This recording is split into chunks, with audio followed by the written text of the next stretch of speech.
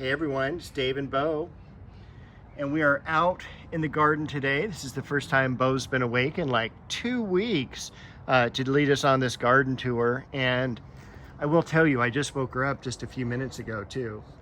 It is April the 4th, 2024. A couple things that are growing extremely well right now is this dwarf Myers lemon.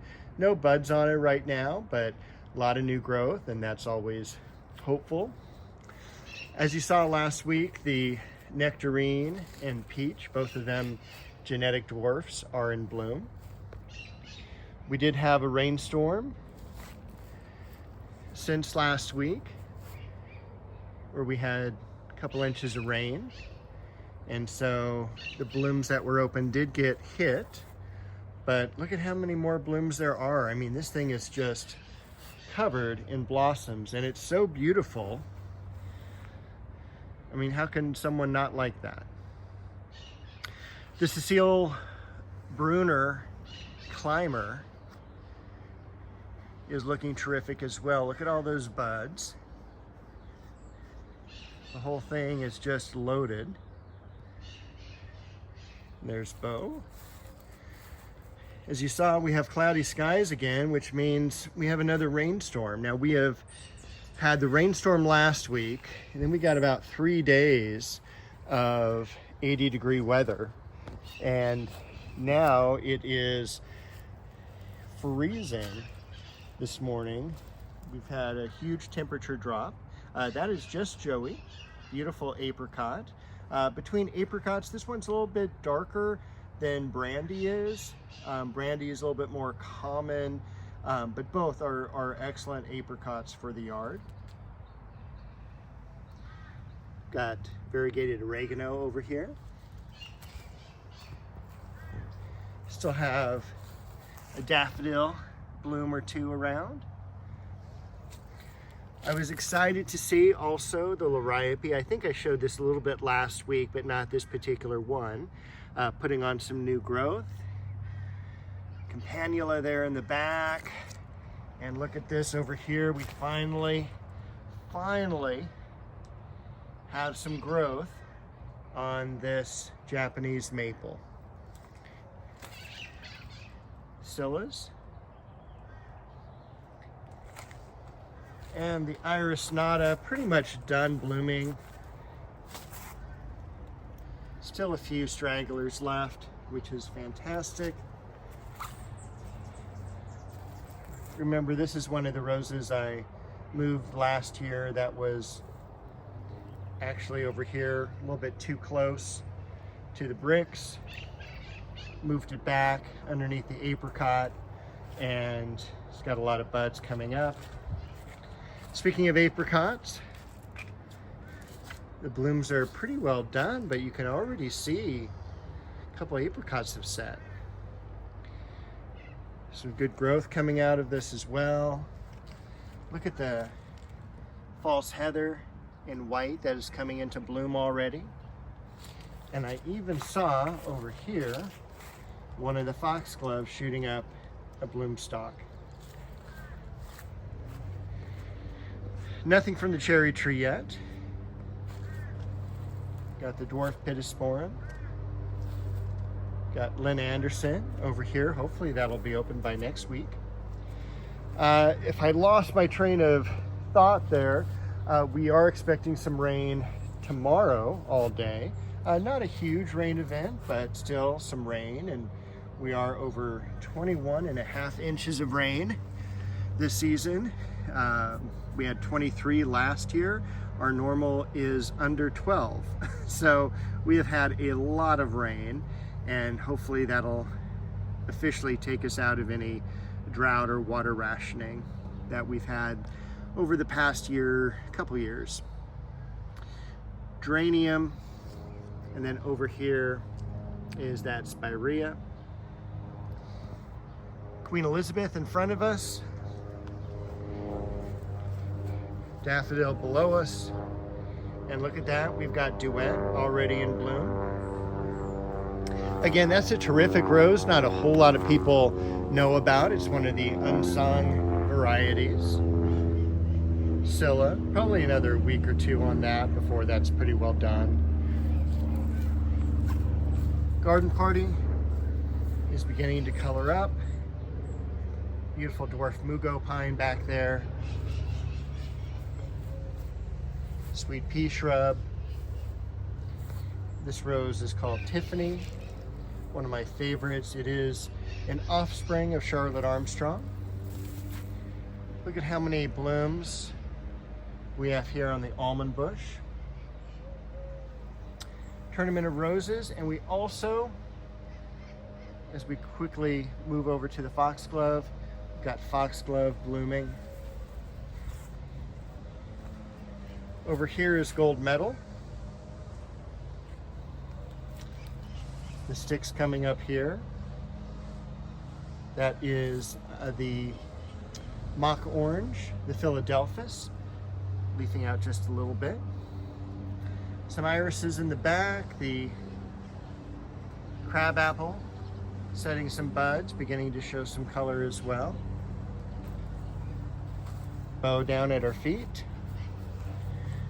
We've got some scaveola there. Perfect moment. I told you that's Centranthus last week, just seeds everywhere. Legend, and then touch of class back here. I think this one we have here by Beau's Tale is Rio Samba. We also have Chicago Peace. Some really cool carnations in bloom. Dunes Valley Thyme. The Bacopa we cut back, looking fantastic. Again, not happy with the Japanese maple, but we'll move that. We'll move that. Got some chocolate cosmos beginning to bud up. The white scaveola, begonia. Again, that row of Scylla.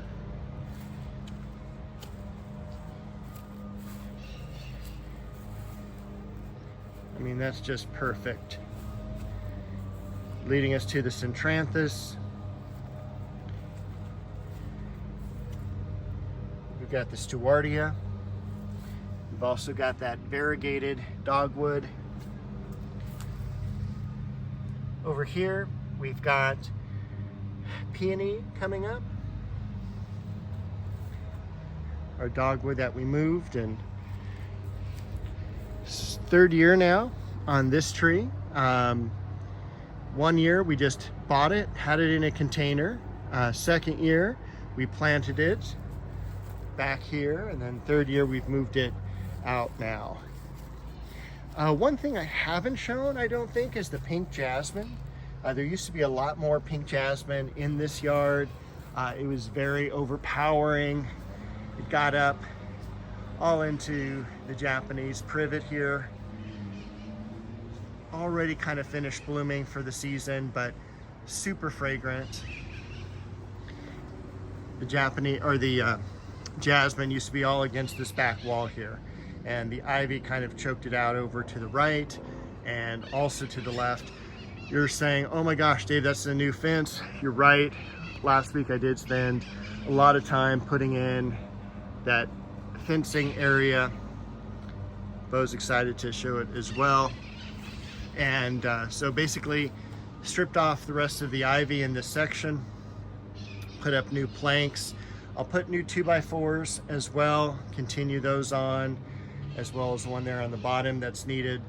Put a 4x4 here, and again, just to help support the fence, because the fence has been in a long time and it is it's unstable, and you can definitely tell with the old planks and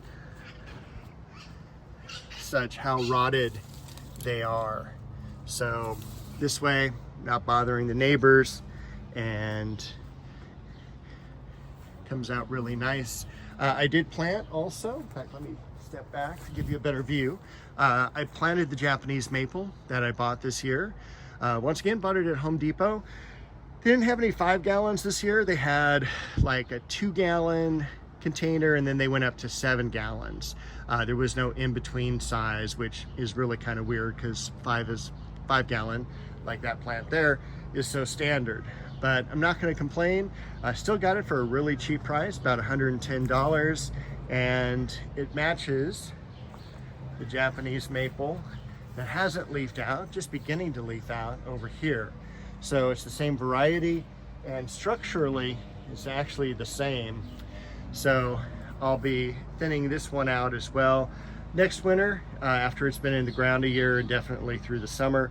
I want to make sure it gets established without any problem.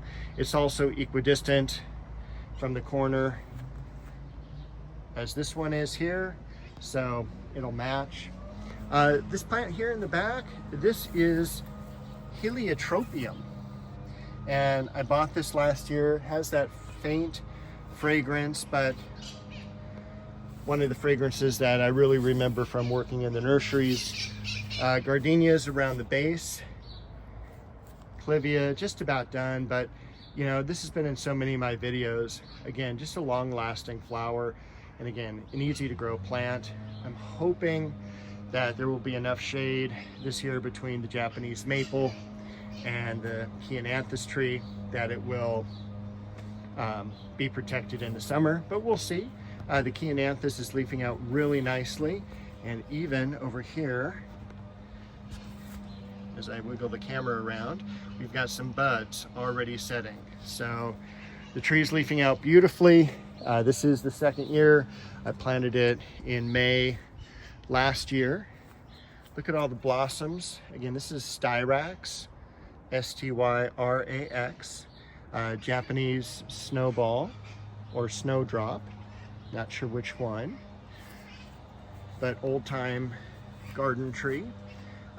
Elizabeth magnolia, just finishing its bloom as well. You can kind of see all the foliage it has set on. I wanted to get that planted already, but I haven't. We've got a heliotrope here.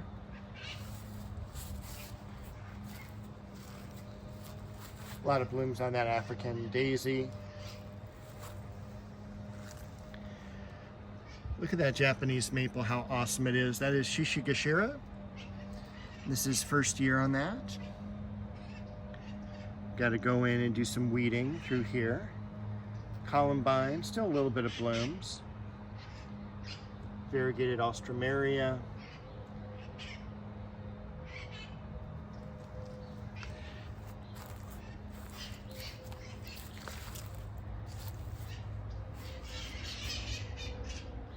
Beautiful Dahlia and bow. Got a really cool orchid that I got from Andy's Orchids a couple weeks ago. Same thing with this one here.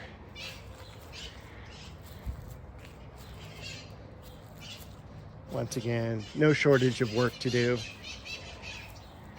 And those are parrots that you'll hear in the background. Geranium blossoms. Beautiful begonia back there. Can't wait to get that plant planted. It is related to a hibiscus. Again, no shortage of work.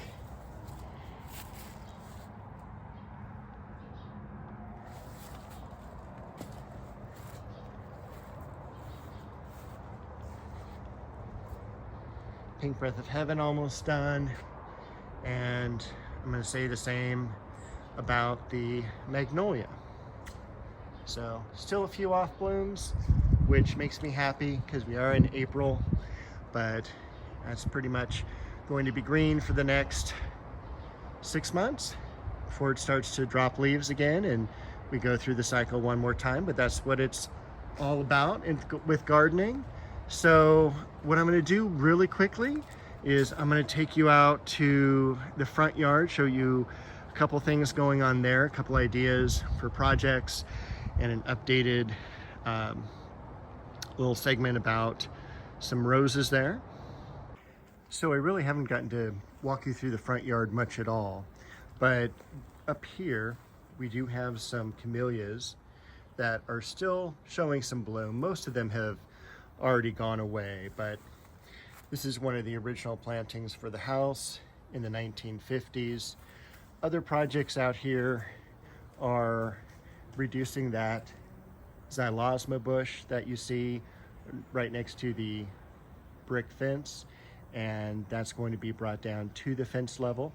You can see I've kind of cut a lot of the undergrowth already. Speaking of undergrowth, under the camellias, I've got the fortnight lilies that need a haircut pretty badly. The same thing with the ficus that you saw pruned last year. The azalea, look at how full of bloom that is. And that was a florist azalea bought as a gift many, many years ago. One of my favorite plants is the Schefflera, which normally you see as a house plant. It is a tropical plant. It can grow outside. This does get cut back hard a couple times during the year. The gladiolas are done blooming for the season. They'll generally be left like this for another week or two. Foliage then starting to be cut back a little bit. Again, remember that the foliage of this year's bulbs are next year's bloom. So you don't want to just immediately cut that right back to the ground. They'll naturally die back and rejuvenate the bulb. This is the pink Indian hawthorn, and I believe the variety on this one is pinky. Got a few snapdragons here. Across the driveway, look at how nicely the iceberg roses have leafed out. We even have one in bloom here. But a tremendous amount of buds being set.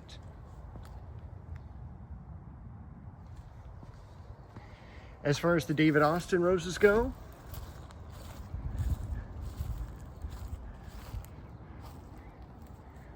they're also leafing out really nicely. Mary Rose, one of the early ones to come into bloom. English Garden, Abraham Darby. This is Graham Thomas. And this is a regular hybrid tea rose called Sheer Bliss. Last year I did cut back the ligustrum right back to the trunks, and it's leafed out beautifully. Over here, I did do some work. We've got, let's see, we've got at least 4 of these are the new varieties from Antique Rose Emporium. It would be this one, this one, this one, and that's Teresa Bougnay in the back. That's the one I'm really looking forward to seeing. They have almost a carnation-like bloom, which is really cool.